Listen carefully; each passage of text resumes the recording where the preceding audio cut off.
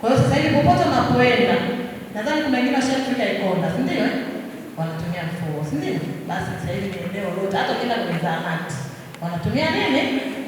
Mfumo. Kwa hiyo naomba tuwe wavumilivu, tukubaliane na mabadiliko ya kimfumo. Ukifika pale mapokezi utasajiliwa kwenye mfumo, utapewa namba ambayo namba itaingia kwenye namba yako ya simu ambayo umesaidia pale.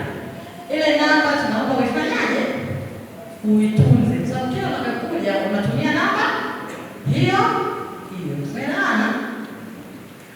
Mabadiliko mengine ya mfumo yaliyopo ni nini? Inaitwa GPG. Sasa hivi hatupokei hela cash. Hivi hatupokei hela ya cash. Ukifika pale, unapofika mapokezi kusajiliwa, unapewa kitu kinaitwa control number. Unatakiwa uingie kwenye M-Pesa au benki. Kama control number ni 5,000, utabidi ulipia nini? Nasikia atakwambia control number ni 5,000.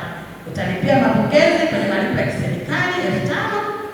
Yaani ukishalipia na kule kwenye mfumo inakubali kuendelea mbele. Usipolipia hauendi popote, yaani kwenye mfumo ndio umeishia pale pale kwenye usajili. Utakapolipia ndio inakubali sasa huyu mgonjwa aende kwa nani?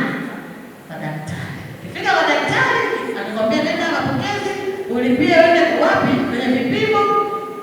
Ukifika pale tena mapokezi, utapewa control number yako nyingine ulipie. Labda 10,000, utalipia 10,000. Ndio itakwambia nenda wapi? Maabara.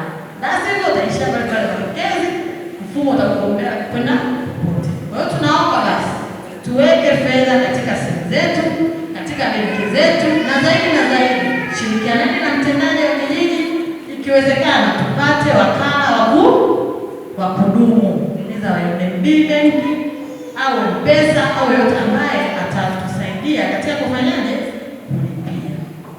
Tumeelewana? Hakuna excuse. Yaani hiyo kitu